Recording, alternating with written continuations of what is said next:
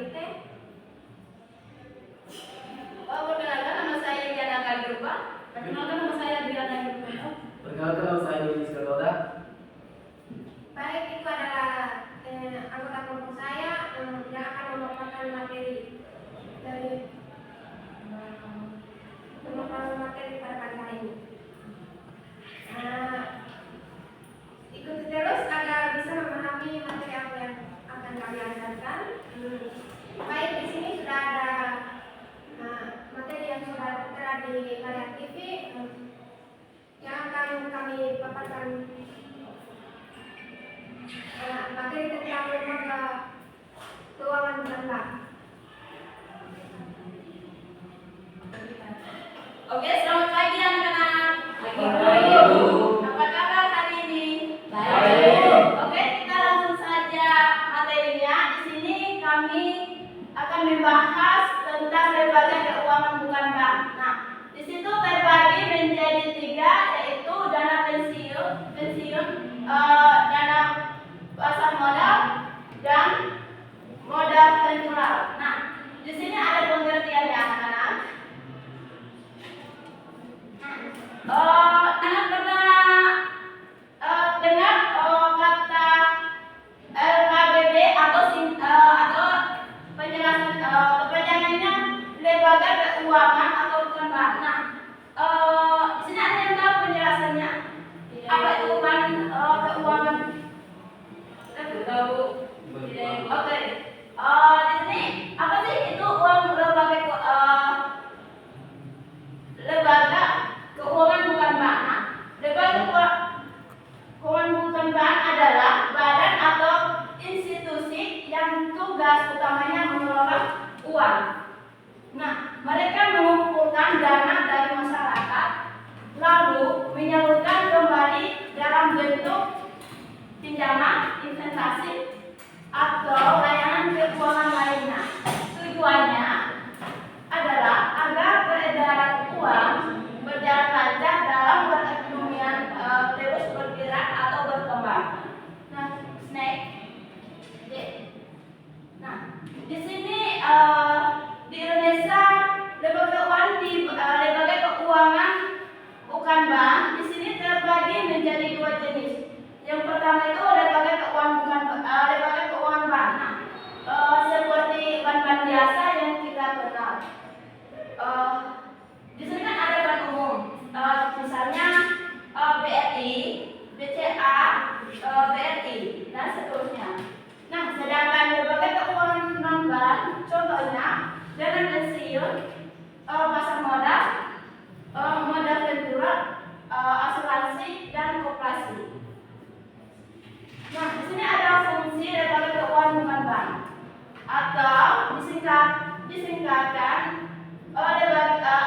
LKBB mempunyai fungsi sebagai berikut. Yang pertama itu memberikan pinjaman atau kredit kepada masyarakat yang berpendapat rendah agar mereka tidak terjerat denda atau pelepasan uang. Yang kedua itu membiayai pembangunan industri dan memperlancarkan pembangunan ekonomi lewat pembangunan pasar uang dan pasar modal. Yang ketiga itu membantu dunia usaha dalam meningkatkan produksi barang atau jasa. Yang keempat itu memperlancarkan distribusi barang. Yang terakhir mendorong terbukanya lapangan, memperlancarkan pembangunan ekonomi lewat pembangunan pasar uang dan pasar modal. Yang ketiga itu membantu dunia usaha dalam meningkatkan produksi barang atau jasa. Yang keempat itu memperlancarkan distribusi barang. Yang terakhir mendorong terbukanya lapangan kerja, pemberian kredit kepada masyarakat berpendapat rendah sifatnya menolak, sehingga tidak memperhatikan lingkungan baik produksi atau konsumtif.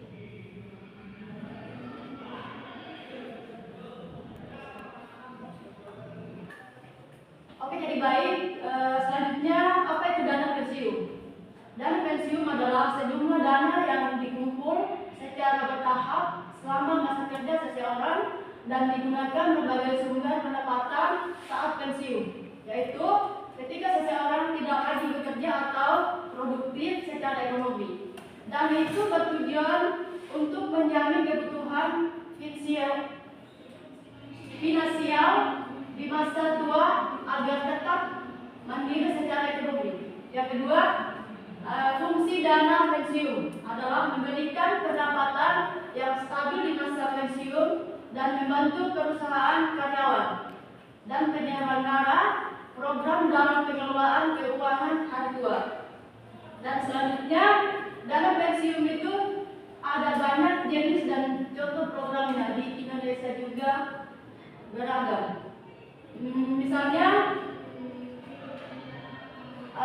kalau kamu kerja di perusahaan besar, punya program dana pensiun sendiri, yang punya program dana pensiun sendiri yang iurannya dipotong dari gaji kamu dan perusahaan juga ikut nyambung. Nah, program ini namanya dana pensiun PBB kerja. Kalau kamu kerja sendiri atau pengen punya dana pensiun tambahan, kamu bisa ikut dana pensiun yang dikelola oleh bank atau asuransi seperti BPRK, BRI atau Manulife. Kamu bisa supaya berkembang sampai kamu pensiun. Ada juga dana pensiun yang dikelola secara syariah, misalnya dari bank mualaf buat kamu yang pengen investasi sesuai prinsip Islam. Selain itu, ada juga BPJS, ketenagakerjaan yang wajib diikuti oleh pekerja tetap. Selain buat jaminan sosial, BPJS ini juga membantu nyiapin dana pensiun. Jadi kamu punya banyak pilihan buat nyiapin dana pensiun, baik dari perusahaan tempat kamu kerja, lembaga keuangan atau program pemerintah, supaya nanti saat sudah hajar kerja lagi, kamu tetap punya penghasilan dan hidup nyaman. Apakah ada teman-teman yang belum pahami apa? Oke, terima kasih. Oke, jadi baik. Mungkin teman-teman belum mengerti atau sudah ketahui apa itu model Ventura. Belum. Jika belum, saya akan jelaskan dengan atau definisinya pengertian model Ventura. Nah, model Ventura adalah dana yang diberikan kepada perusahaan baru atau startup yang berisiko tinggi tapi punya potensi besar untuk berkembang investor. Nah, di situ ada model Ventura tidak hanya memberikan uang tapi juga ikut membantu mengelola bisnis agar lebih sukses sebagai dengan investor mendapatkan bagian saham perusahaan. Baik, selanjutnya sini ada contohnya. Contohnya usaha kecil di Indonesia seperti PT Mitra Bisnis Keluarga Ventura atau MBK Ventura. Sini ada memberikan model kerja khusus kepada perempuan berpenghasilan karena perempuan biasanya menjadi pengeluar utama keuangan keluarga. Dengan membantu perempuan MPK berharap penghasilan keluarga meningkatkan dan kemiskinan bisa berkurang secara efektif. Selanjutnya, selain itu hampir semua staf MBK Ventura adalah perempuan supaya para nasabah merasa lebih nyaman dan percaya saat berinteraksi karena petugasnya mengerti kondisi mereka saat ini. Terbukti masih karena perempuan lebih mudah saling komunikasi dan mendukung dalam kelompok pinjaman. Baik, selanjutnya akan dilanjutkan pada teman saya. Baik, selanjutnya, walaupun fokus pada perempuan, laki-laki juga tetap bisa terlibat, misalnya sebagai anggota keluarga atau mitra usaha. Jadi, memberikan modal kepada perempuan bukan berarti laki-laki tidak diperhatikan, tetapi juga strategi supaya hasil lebih maksimal dalam membantu keluarga dan masyarakat.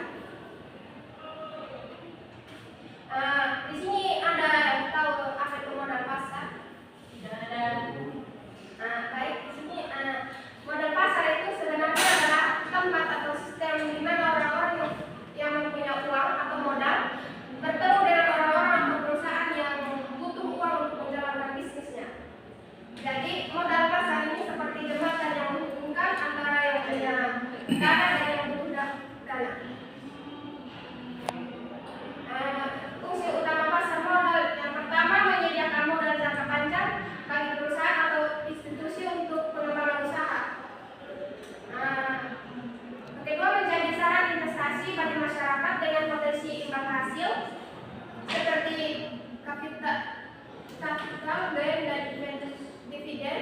Yang ketiga, mengalokasikan dana secara efisien untuk mendukung pertumbuhan ekonomi. Nah, manfaat pasar modal itu yang pertama, memfasilitasi perusahaan mendapatkan tambahan modal tanpa harus menunggu dan dana internal. Yang kedua, meningkatkan aktivitas ekonomi dan produktivitas dengan pendanaan yang diperoleh. Yang ketiga, memberikan kesempatan bagi investor memperoleh keuntungan dari investasi jangka panjang. Di sini ada yang tahu kenapa pasar modal itu penting. Karena membantu perusahaan mendapatkan dana untuk mengembangkan usaha dengan tanpa harus pinjam bank, sehingga bisnis bisa tumbuh lebih cepat dan lancar. Dengan bisnis yang berkembang, banyak lapangan kerja baru tercipta, sehingga masyarakat bisa mendapatkan pekerjaan. Selain itu, pasar modal juga menjadi sumber keuntungan investasi yang membantu pemerintah menjalankan roda perekonomian.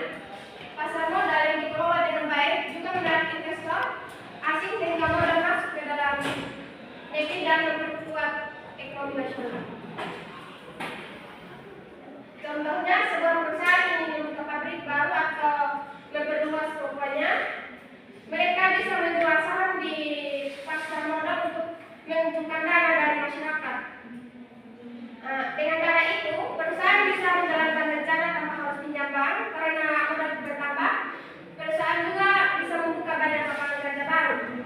Selain itu, pemerintah bisa terbitkan obligasi di pasar modal untuk membiayai pembangunan tanpa membebani anggaran negara.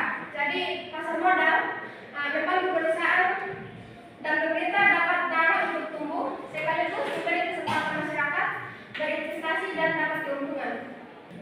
Baik anak-anak, sebelumnya kita akhiri pelajaran hari ini. Coba kalian ingat kembali apa saja yang sudah kita pelajari tentang lembaga keuangan bukan bank. Kalau ada yang masih bingung atau ingin ditanyakan, silakan kalau ingin bertanya. Adit. Saya mau bertanya, mengapa lembaga keuangan bukan bank atau LKBB penting bagi masyarakat Indonesia? Terima kasih.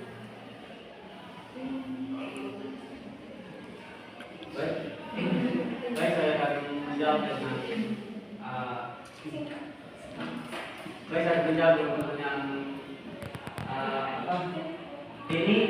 Sudah menjawab lembaga keuangan. Kenapa pentingnya? Karena lembaga keuangan bukan bank atau LKBB penting karena memudahkan pelaku usaha terutama UKM. Kemudian mendapatkan modal yang dibutuhkan untuk berkembang LKBB untuk menghimpun dana dan surat berharga dan menyalurkan ke sektor usaha. Dan kemudian menjadi hubungan antara pemilik modal dan yang membutuhkan. Selain itu, LKBB menyediakan layanan seperti pembayaran, asuransi dan modal venture yang mendukung pertumbuhan ekonomi secara luas. Mungkin hanya saya jawab, saya kembalikan kepada penanya.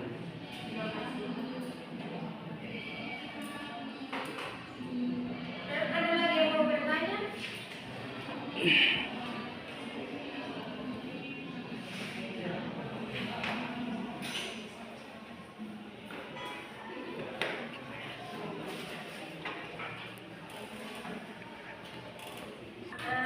Baik, jika sudah ada yang tidak bertanya, saya akhiri pembelajaran hari ini.